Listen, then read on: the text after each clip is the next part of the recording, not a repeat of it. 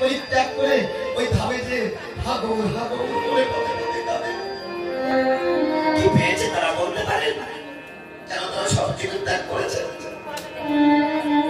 একজন বস্তা বাবা, কি শীত কি গরম কি বর্ষা, শুধু একটা বস্তা পরে সারা জীবন কাটিয়ে দেয়। ভিক্ষা করে যেটুকু পায় সন্ধ্যা সমাগমে একবার রান্না করে আর মিষ্টি সেবা হয়। আপনি প্রশ্ন করবেন বাবা আপনার কি কেউ নাই? বলবেন আমার সবই আছে। তবে কেন তুমি সব এখানে আছে? আরে সব না হারালে তো সব পাওয়া যায় না। আমি সব কিছু ত্যাগ করেছি শুধু একজনের জন্য, তাকে পাওয়ার জন্য। আমি ঘর ছেড়েছি, সংসার ছেড়েছি। দেখেছেন সব না হারালে সব পাওয়া যায় না গো। কি সুখে তারা সব কিছু পরিত্যাগ করে তারা কাঙাল হয়ে পথে নেমেছে। কি সুখে এটা আমরা বুঝি না। বসুন বাবা বসুন। রাধে তাহলে ভেবে দেখুন, এই জন্য বৈষ্ণব গীত কবি বলছে ভালো করে সেজে নে রাই, আর বিলম্ব করিস না, কখন ডাক আসবে ঠিক নাই। কি বাবা ভেবে দেখুন, দেশে বন্যা হচ্ছে, ভগবান পরে যায় না, এক্ষুনি ডাক এসেছে যেতে হবে। প্রভু আমার ছেলে মেয়ে আমার বিবাহ দেয় নাই, আমি বিয়ে দিয়ে যাই না, এক্ষুনি ডাক এসেছে যেতে হবে। তাই ভগবানের ডাক যখন আসবে সংসারে কেউ কাউকে আমার বেঁধে রাখতে পারবে না। কিন্তু দুদিনের জন্য সংসারে এসে জীব ভুলে গেছে যে সংসারে এসেছে, একদিন আমাকে যেতে হবে। কেউ হবে না। তাই রাধে আর বিলম্ব করিস না ভাই, তোরা করিস গম বাবা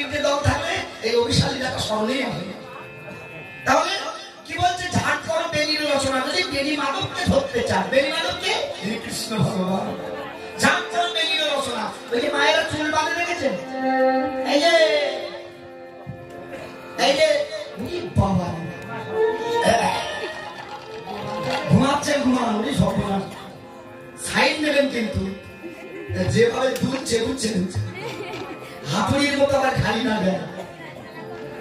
রাজ্জারা কোথায় গেছে? ও কালকে নাম শুনেছিল বাবা। আর আমরা এই 1.5 মাস অটোমেটিক যাচ্ছে, 1.5 মাস।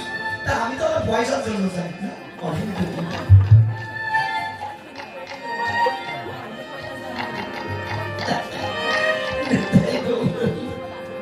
অবস্থা কিরকম জানেন?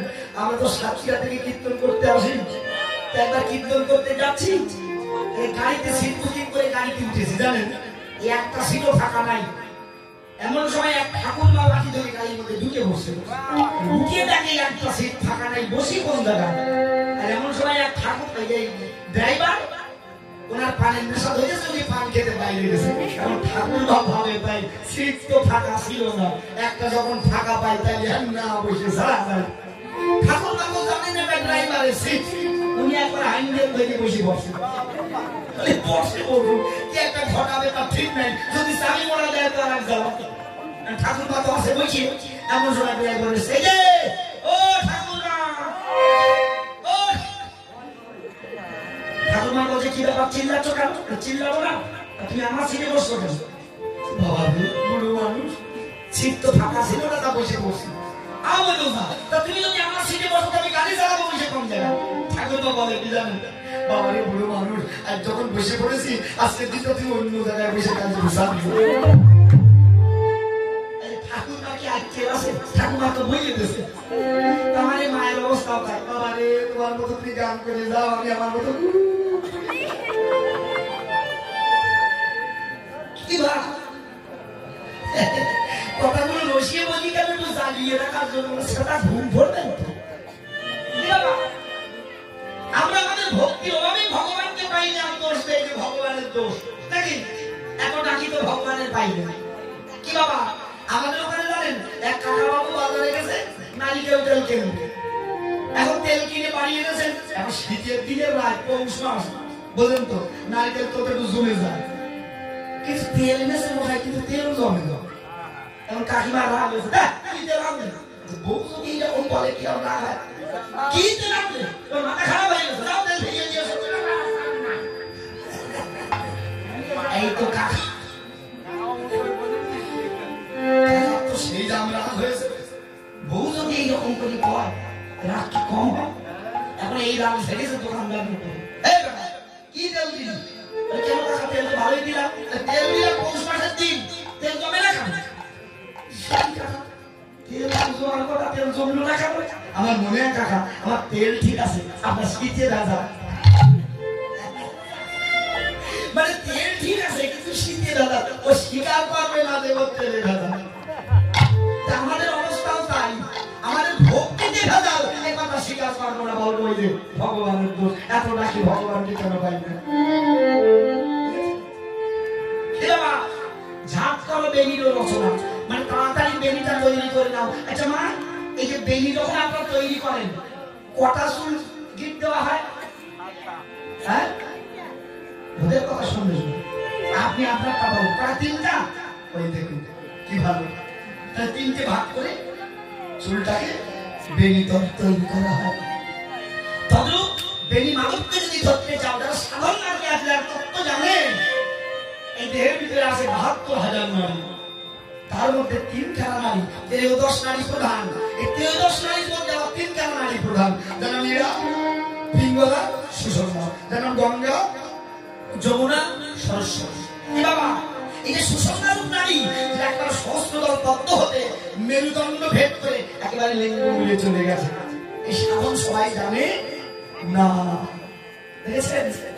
এই জন্য কৃষ্ণ ধামকে যদি ধরতে চাও, ওই যে সহস্রদল তত্ত্ব হতে একেবারে সুষমার পথে কৃষ্ণ ধাম নেমে চলে যাচ্ছে। কেন যাচ্ছে? মানুষ যখন সাধনায় যায়, দেহের ভিতরে কামরূপ বায়ু আছে, অবস্থান করে কোথায়? এই যে একেবারে মেরুদণ্ডের সোজা কোমরের পাশে। যখন মানুষ সাধনায় যায় দেখবেন বাতাসটা অতিরিক্ত বেগ ধরে, ঘন ঘন বিশ্বাস করে, এই নিঃশ্বাস যার যত বেশি হবে তার তত পরমায়ু নষ্ট হবে। এবার এসব কথা সবার সঙ্গে বলা উচিত না, কারণ আপনি ভদ্র কথা না কইলেও যথা কথা আপনি হইলেও সাবধান। এসব খাবার মানুষ আর নাই, এরা শুধু শোনে, করে কই, করার লোক খুব কম, তাই না? এসব গুরু ভাইয়ের কথা এগুলো সব জায়গায় বলা এত সস্তা না। অনেকে শুনো কানা পথ পায় না, এরাই তিনজনা। অনেকে ভাবে কি জানেন, অনেক জায়গায় কীর্তন করতে যাই, অনেকে বলে বাবা একটু খোলাখলি বলেন, মানে কেউ শিখে যাবে বাড়িতে আর গুরু ধরবে কি বাবা। তাদের অবস্থা কি জানেন মা, একজন ঘোড়া চুরি করেছে, চুরি করে যাচ্ছে বাজারে বেচবে। পথে মধ্যে একজন খরিদ্দার বলছে ভাই ঘোড়া বিক্রি করছে, বিক্রি কত? বলছে 10,000। ওই সব ঘোড়া যাতো বলছে বাজারে নিয়ে গেছে। এবার ও তো সোরের উপরে আমার বড় বাটপার আছে। এবার ঘোড়া বিক্রি বলছে, বিক্রি কত? 10,000। রোগা লেগে খিটখিটে ঘোড়া, ওই আবার 10,000। ছুটতে পারল না। বলো কি ছুটতে পারল না, মানে ছুটিয়ে দেখো। বাটপার বলছে আমি তো তাই চাই, ছুটতে নিয়ে যাবো আর ফিরিয়ে আসবো না। তা ভাই দেখি তোমার ঘোড়া কিরকম ছোটে, এই জুতো রইল দেখো আমি যাবো আর আসবো। ওমা সেই যে গেছে চলিয়ে আর আসে না, ও তো সাইকেল চকি দেয় কখন আসে কি বাবা, আর সহ্য হয়ে গেছে আর আসে না। তখন করবে কি, লাভের মধ্যেই লাভ, ওই সাইকেলটা বলে বেরিয়ে বাড়ি যাচ্ছে। প্রথম যে খরিদ্দার পথে মাসে দেখায় যে দাদা ঘোড়া কি বিক্রি হলো, মানে সাউন্ড আর ওঠে না। দেখবে প্রথম যখন ঢাকায় যায় কেউ, দাদা কোথায় যাচ্ছে? ঢাকায় আর জঙ্গলে না কেউ যায় না। এইবার যখন ঢাকা থেকে রাত থেকে বাড়ি আসে, দাদা কোথায় গিয়েছি? আর শুনলাম না। ওর অবস্থাও তাই। দাদা ঘোড়া বিক্রি হলো, কত হলো? পয়সা তো আরে কেনা ছিল, ওইটা নেই দেখা, মানে চুরি গেছে।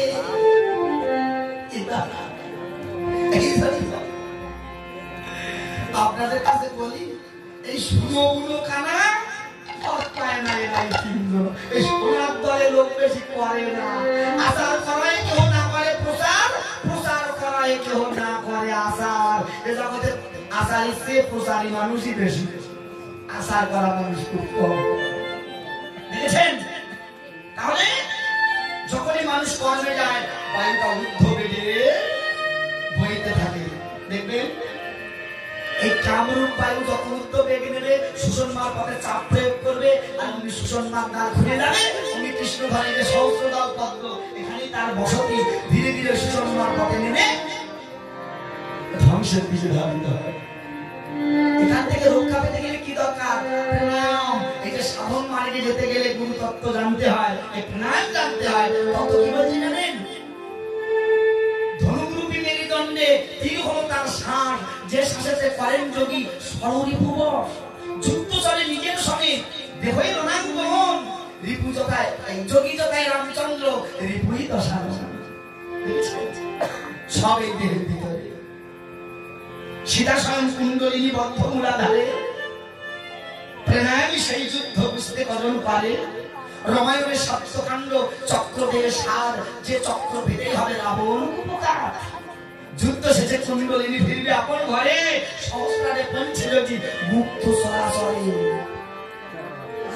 তাই বলুন তো, ওই দেখেন কি ঘুম ধরে গেছে। এরা কি আর এই তত্ত্ব বোঝে?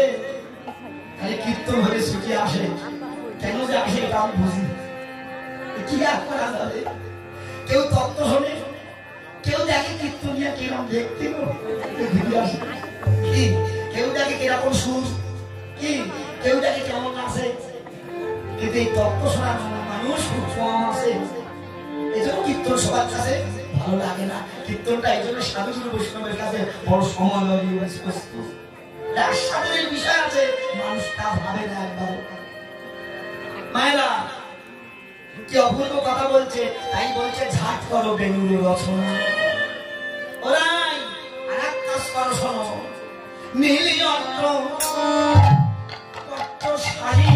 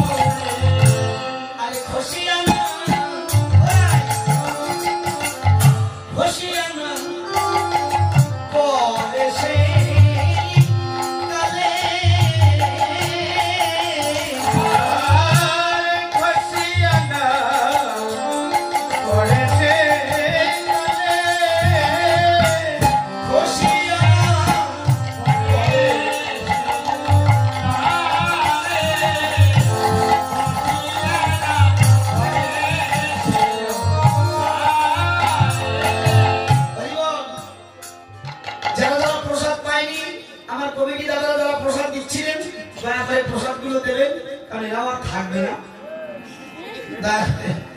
প্রসাদ গুলো দেন আমার জন্য। এরা প্রসাদ পান নাই, কত কষ্টে আছে, আমার অভিশাপ দেবে।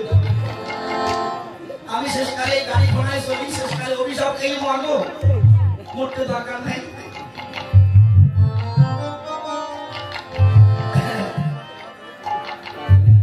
আমি কিন্তু বলে দিয়েছি প্রসাদ দেওয়ার কথা, যদি অভিশাপ দিও তাকে ফিরিয়ে নেবেন।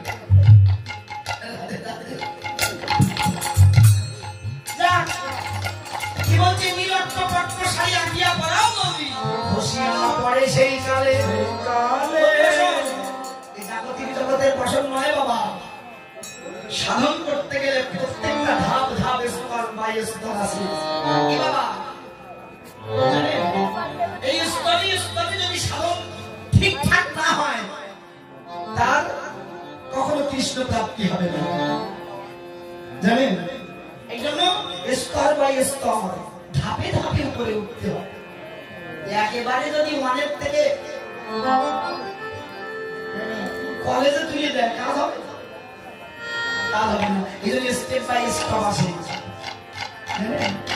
স্থূল প্রবর্ত সাধক সিদ্ধি, এই স্তরে স্তরে সাধনা করে উপরে উঠতে হয়, তবে তো কৃষ্ণ প্রাপ্তি হবে। আর আমরা আজকাল কি করি জানেন? রামকৃষ্ণ পরমহংসদেবের কাছে একজন দীক্ষা নিতে গেছে, তো বলছে গুরুদেব দীক্ষা নিলে কি করতে হয়? বলছে গুরু সেবা করতে হয়, নিত্য কর্ম করতে হয়। কি বাবা ভগবানের সেবা শুশ্রূষা করতে হয়। আচ্ছা গুরু হলে কিছুই করা লাগে না, আর ভক্তরা সেবা শুশ্রূষা করে, তাহলে আমি গুরু হব।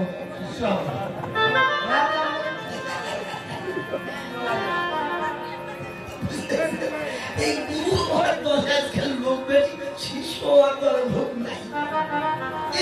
এগুলো হচ্ছে গুরু মেলে লাগে লাগে, শিষ্য মেলে নেয়, আর শিষ্য মেলে লাগে লাগে তো গুরু মেলে নেয়। আজকে তো সব গুরু হওয়ার দরকার লোক বেশি। যা এই জন্য স্তর বাই স্তর সাধনায় ভরে উঠতে হয়। শোন রাধে তোর নুপুর পরিতে বলি, আরেকটা কথা বলিস, কাসুলি বন্ধিয়া হাত ভিতরে রাখো প্রাণ, ছিঁড়িলে থাকে যেন গলে। শোন এমন করে গলায় হার করবি, ভিতরে রেখে দিবি, যেন ছিঁড়ে গেলে গলায় থাকে, খবরদার যেন পড়ে না যায়। আচ্ছা বাবা, গলায় যদি হাত ছিঁড়ে যায়, ওকে আর ভিতরে থাকে পড়ে যাওয়ার কথা। তখন একটু শুনি যান ভালো করে। কি বলবো, সূর্য মন্ত্রে যে বিষটি ছিল, এই বিষটা খেয়েছিল কি গো? আর বলা না বাবা, যাকে আমরা মাতাল বলি, গাঁজা খায়, ভাঙ খায়, খায় না? ভালো খায় তো, শ্মশানে মশানে থাকে, গাঁজা খায়, খায় না? এই সমস্ত কথা আমরাই বলি। আচ্ছা দেখুন, যে মহাবৈষ্ণব সে আবার গাঁজা খায় না? কোন শাস্ত্র আছে প্রমাণ দেবেন তো না যে ভোলানাথ গাঁজা খায়?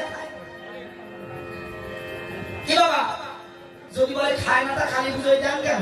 আমাদের খাওয়া যুক্তি।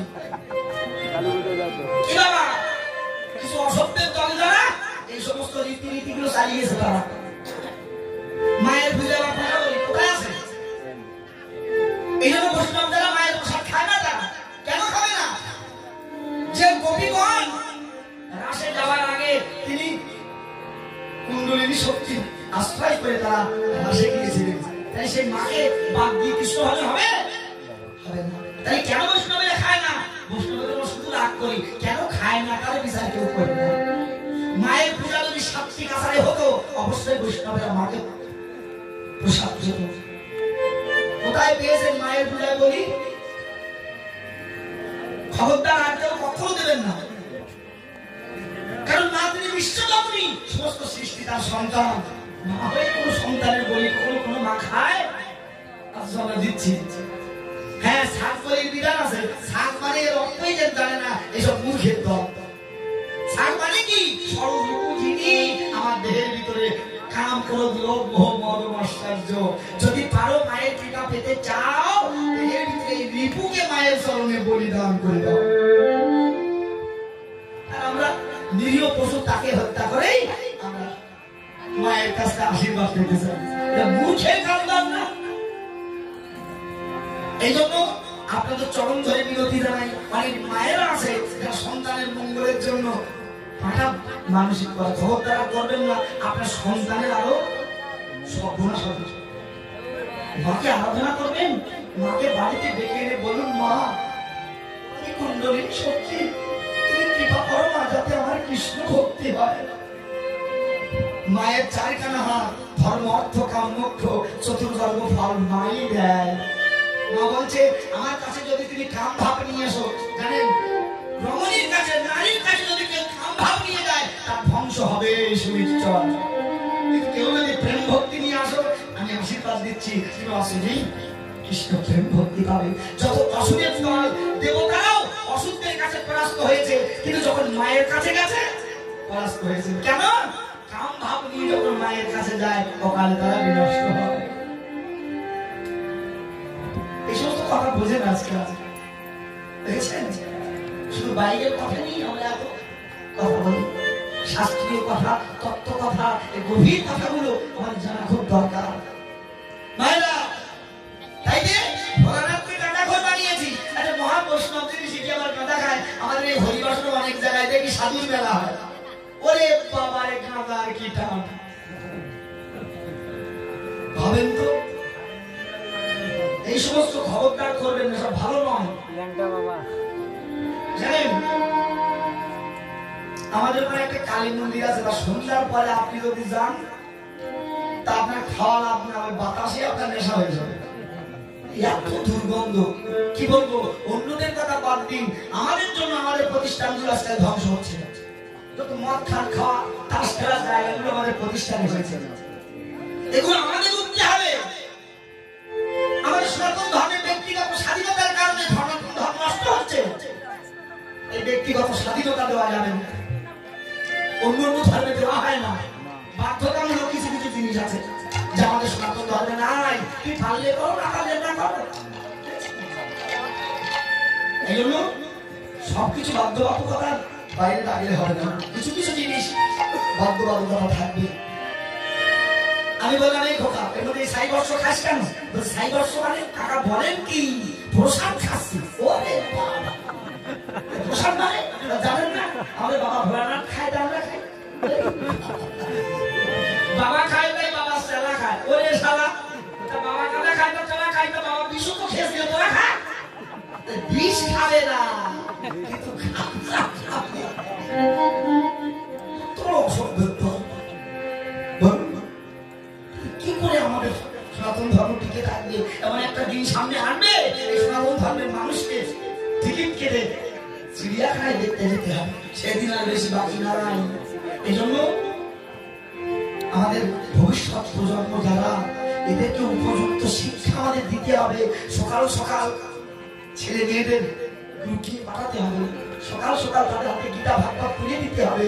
জানেন, যে ছেলে যে মেয়ে গীতা শিক্ষা করে, ভাগবত শিক্ষা করে, ধর্মগ্রন্থ শিক্ষা করে, ওই ছেলে মেয়ের জন্য আপনার কোনো দুশ্চিন্তা হবে না। ও যেমন ভাবে বাইরে যাবে আবার তেমন ভাবে ফিরে আসবে। কিন্তু যে ছেলে শাস্ত্র আদি গ্রন্থ সম্বন্ধে তার কোনো জ্ঞান নাই, ওই ছেলে বাইরে গেলে ফিরে আসবে কিনা তার কোনো নিশ্চয়তা নাই।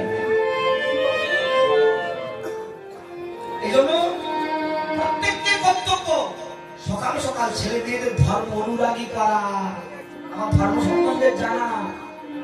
আমাদের ধর্মকে ভাঙিয়ে অন্যান্য ধর্মগুলো এগিয়ে যাচ্ছে। দেখুন আগেকার দিনে আমাদের সনাতন ধর্মে ছোটবেলা থেকে তার কাছে গুরু দিয়ে পাঠানো হতো, শিক্ষা অর্জন করতে।